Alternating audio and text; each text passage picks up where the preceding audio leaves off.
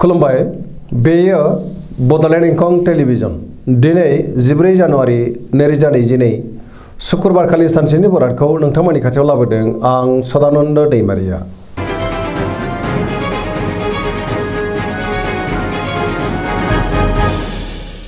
सिगां फरायनो लादों मेष राशि गिबि हांखो अ ल दिनैनि साना मोजां आरो गाज्रिनि गेजेरजों बाबेनलांगोन। मोजां आरो गाज्रिखौ सायख'नो गोब्राब जागोन। गोसोआव नेगेटिभ साननाय फैगोन। गुबुननि थाखाय नाङा फाङा जेंनायाव गोग्लैनांनोबो हागौ। गोसोखौ जोबोर उसुखुथु मोनगोन। मावनो लानाय खामानिखौ थि समावनो मावफुंनो हागोन। देहाया नाथाय बारा मोजां थानाय नङा। गगा बायदिसिनाजों खस्थ' मोननांनो हागौ।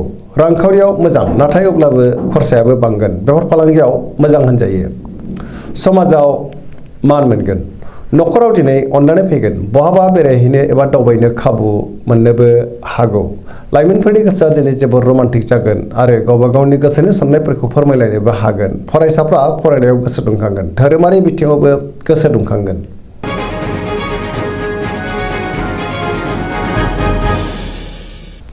वृष राशि गिबि हांखो इ उ ब दिनैनि साना जोबोर मोजां। गोसोखौ जोबोर गोजोननाय मोनगोन। बहानिफ्रायबा मोजां खौरां फैनो हागौ। गोसोआव बोलो बांगोन। मावनो लानाय खामानिखौबो थि समावनो आरो गोरलैयैनो मावफुंनो हागोन। समाजाव मान मोनगोन। रांखावरियाव दिनै जोबोर मोजां। गोबां धोन आरजिनो हागोन। आयाबो बांगोन। बेफार फालांगियाव मोजां मुलाम्फा मोननो हागोन। बहाबा थाङोब्ला दिनै जोबोर मोजां आरो मोजाङैनो हान्थिनोबो हागोन। न'खराव दिनै बिसि फिसायनि गेजेराव अननानै फैगोन। बिदा फंबायजों मोजां सोमोन्दो थागोन। बिमा बिफानि बोर मोनगोन। देहाया दिनै मोजाङै थागोन। लाइमोनफोरनि गोसोआ दिनै जोबोर रमान्टिक जागोन आरो गावबा गावनि गोसोनि साननायफोरखौ फोरमायलायनोबो हागोन। फरायसाफ्रा फरायनायाव गोसो दुंखांगोन। बहानिफ्रायबा हरखाबै मोजां खौरां फैनोबो हागौ। पजिटिभ एनार्जिनि गोहोम गोग्लैगोन। गोसोनि साननाय आरो लुबैनायफ्रा दिनै मोगथाङाव जाफुंगोन। सरासनस्रायै दिनै साना जोबोर मोजां आरो मोजाङैनो बारग'लांगोन।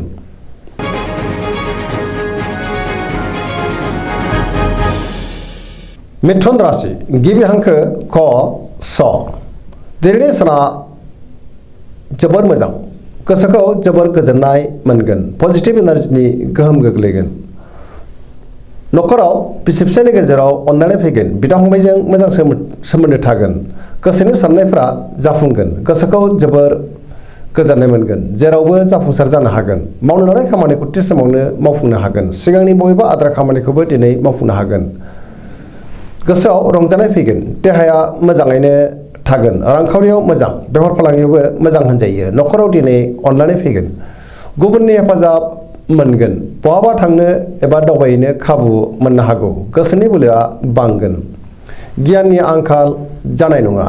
मोनफ्रोमबो खामानिखौनो थि समावनो मावफुंनो रोंगोन। गोग्गो आरो गोथों साननो रोंगोन। गोसोआ दिनै जोबोर रमान्टिक जागोन आरो लाइमोनफोरा गावबा गावनि गोसोनि साननायफोरखौ फोरमायलायनोबो हागोन।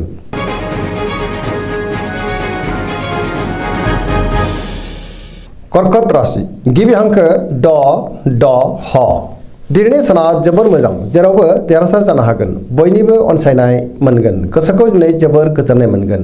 गुबुननि थाखाय मोजां खामानि मावनानै होनोबो हागोन। बयजोंबो अनसायजागोन। मावनो लानाय खामानिखौ थि समावनो मावफुंनो हागोन। रांखावरियाव जोबोर मोजां। मोननो गोनां धोनखौ मोननो हागोन। आरजिनाय धोनखौबो दोनथुमनो हागोन। बबेबा सुबुं गौमायाव बाहागो लानो खाबु मोनगोन। मोननो गोनां धोनखौ मोननो हागोन। देहाया दिनै मोजाङैनो थागोन। गुबुननि हेफाजाब मोनगोन। गुबुननि गोसोखौ दिनै गोरलैयैनो बोनोबो हागोन। न'खराव बिसि फिसायनि गेजेराव अननानै फैगोन। बिदा फंबायजों मोजां सोमोन्दो थागोन। गोसोनि साननायफोरा मोगथाङाव जाफुंगोन। समाजाव बयजोंबो गोरोबनानै थानो रोंगोन। लाइमोनफोरनि गोसोआ दिनै जोबोर रमान्टिक जागोन आरो गावबा गावनि गोसोनि साननायफोरखौ फोरमायलायनोबो हागोन। फरायसाफ्रा फरायनायाव गोसो दुंखांगोन आरो मोजां फिथाइ मोनगोन। जायखि खामानि मावा मानो मोनफ्रोमबो खामानिखौनो दिनै थि समावनो मावफुंनो हागोन। पजिटिभ एनार्जिनि गोहोमबो गोग्लैगोन।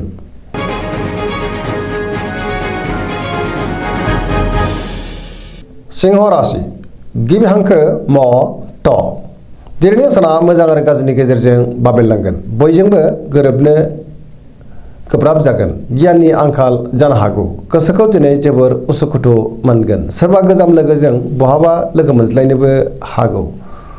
मावनो लानाय खामानिखौ थि समावनो आरो गोरलैयैनो मावफुंनो हागोन। लाइमोनफोरनि गोसोआ दिनै जोबोर आला खाला जागोन। रांखावरियाव मोजां, नाथाय अब्लाबो खरसायाबो बांगोन।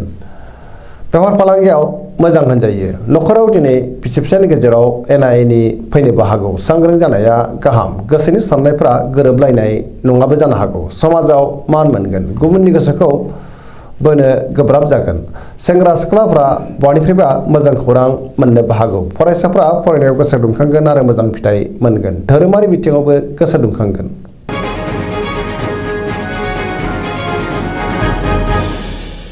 कन्या राशि गिबि हांखो प ट।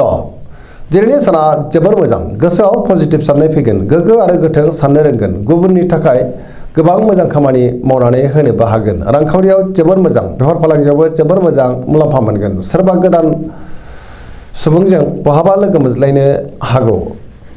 न'खराव दिनै बिसि फिसायनि गेजेराव अनलायनाय फैगोन। बिदा फंबायजों मोजां सोमोन्दो थागोन। फरायसाफ्रा फरायनायाव गोसो दुंखांगोन आरो मोजां फिथाइ मोननोबो हागोन। लाइमोनफोरनि गोसोआ दिनै जोबोर रमान्टिक जागोन आरो गावबा गावनि गोसोनि साननायफोरखौ फोरमायलायनोबो हागोन। समाजाव मान बांगोन। देहाया दिनै मोजाङै थागोन। गोसोनि बोलोआबो बांगोन। गोसोनि साननायफोरा मोगथाङाव जाफुंगोन। गोजोननि आंखाल जानाय नङा। गोसोखौ दिनै जोबोर सांग्रां मोनगोन। पजिटिभ एनार्जिनि गोहोम गोग्लैगोन। गोसोनि साननाय आरो लुबैनायफ्रा मोगथाङाव जाफुंगोन।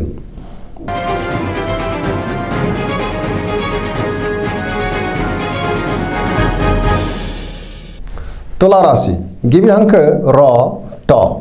दिनैनि साना जोबोर मोजां। गोसोखौ दिनै जोबोर सांग्रां मोनगोन। सोरजोंबा बाख्नाय जानोबो हागौ। गोबां खामानि मावनो गोसो दुंखांगोन।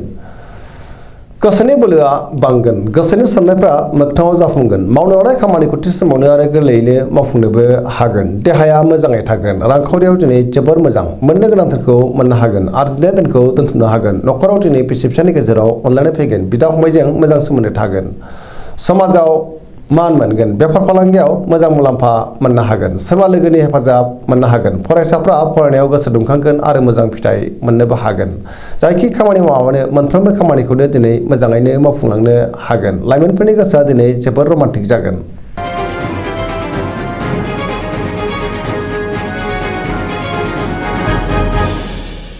वृश्चिक राशि गिबि हांखो न स। दिनैनि साना जोबोर मोजां। समाजाव लोगो लेवा बांगोन आरो बयजोंबो मोजां सोमोन्दो लाखिनो रोंगोन। बबेबा सुबुं गौमायाव बाहागो लानो खाबु मोनगोन। गोसोनि बोलोआ बांगोन। गोजोनै थानो हागोन। लोगोफोरनि हेफाजाब मोनगोन। सोरबा लोगोजों बाख्नाय जानो हागौ।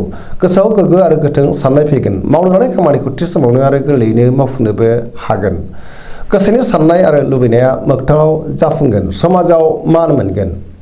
न'खराव दिनै बिसि फिसायनि गेजेराव अनलायनाय फैगोन। रांखावरियाव जोबोर मोजां होनजायो। बेफार फालांगियाव जोबोर मोजां मुलाम्फा मोनगोन। देहाया दिनै मोजाङैनो थागोन। गुबुननि थाखाय मोजां खामानि मावनानै होनो हागोन।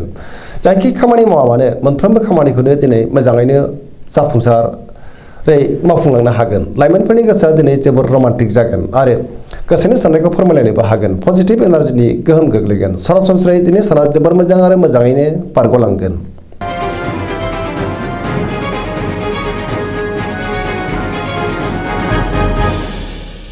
धनु राशि गिबि हांखो ढ फ भ।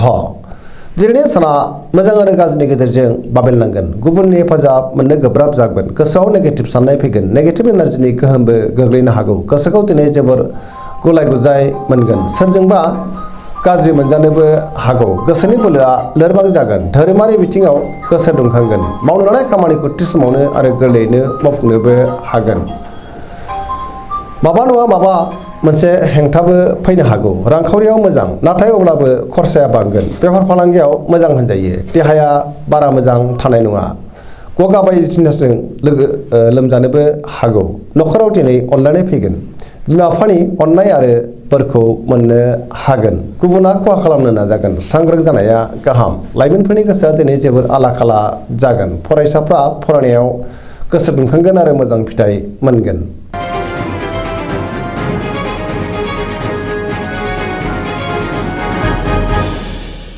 मकर राशि गिबि हांखो ख ज। दिनैनि साना जोबोर मोजां। गोसोखौ जोबोर गोजोननाय मोनगोन। बहानिफ्रायबा मोजां खौरां फैनो हागौ। देहाया दिनै मोजाङैनो थागोन। गुबुननि गोसोखौ गोरलैयैनो बोनो हागोन। गोसोनि साननाय आरो लुबैनायफ्रा मोगथाङाव जाफुंगोन। रांखावरियाव जोबोर मोजां, आरजिनाय धोनखौ दोनथुमनो हागोन। बेफार फालांगियाव जोबोर मोजां मुलाम्फा मोनगोन। न'खराव बिसि फिसायनि गेजेराव अनलायनाय फैगोन। गुबुननि गोसोखौ गोरलैयैनो बोनो हागोन। मावनो लानाय खामानिखौ थि समावनो आरो गोरलैयैनो मावफुंनोबो हागोन।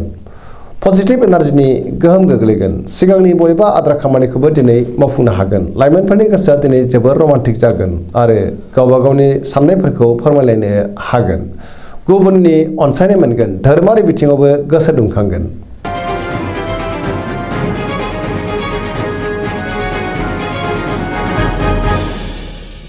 कुम्भ राशि गिबि हांखो ग स स दिनैनि साना मोजां आरो गाज्रिनि गेजेरजों बाबेनलांगोन।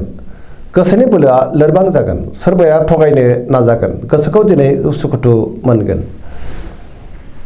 मावनो लानाय खामानिखौ थि समावनो मावफुंनो हागोन। सिगांनि बबेबा आद्रा खामानिखौबो मावफुंनो हागोन। बहानिफ्रायबा हरखाबै गाज्रि खौरां फैनोबो हागौ। समाजाव मान मोनगोन। रांखावरियाव मोजां, नाथाय अब्लाबो खरसायाबो बांगोन। बेफार फालांगियाव मोजां मुलाम्फा मोनगोन। देहाया मोजाङै थागोन।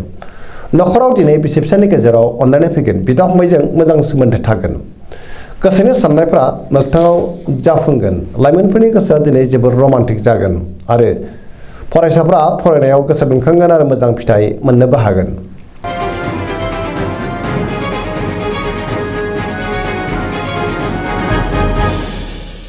मीन राशि गिबि हांखो ड स दिनैनि साना जोबोर मोजां। गोबां मोजां खाबु फैनो हागौ। गोदान खामानियाव आखाइ होजेननो हागोन। गोसोखौ जोबोर गोजोननाय मोनगोन। गोसोनि बोलोआ बांगोन। देहाया मोजाङैनो थागोन। रांखावरियाव दिनै जोबोर मोजां। मोननो गोनां धोनखौ मोननो हागोन। आरजिनाय धोनखौ दोनथुमनो हागोन। बेफार फालांगियाव मोजां मुलाम्फा मोनगोन। न'खराव दिनै बिसि फिसायनि गेजेराव अनलायनाय फैगोन।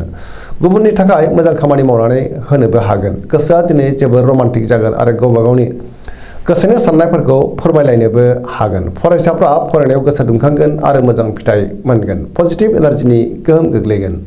गोसोनि साननाय आरो लुबैनायफ्रा मोगथाङाव जाफुंगोन। सरासनस्रायै दिनै साना जोबोर मोजां आरो मोजाङैनो बारग'लांगोन। दिनैनि राशि फरायनाया एसेनोसै। जोबनायाव बेखौनो खावलायो जाहाथे नोंथांमोना सानफ्रामबो जोंनि बे बड'लेण्ड इंखं टेलिभिजनखौ नायबाय थायो आरो साबस्क्राइब खालामो, लोगोसे लाइक खालामो आरो शेयार खालामो। एसेनोसै, गोजोन्थों।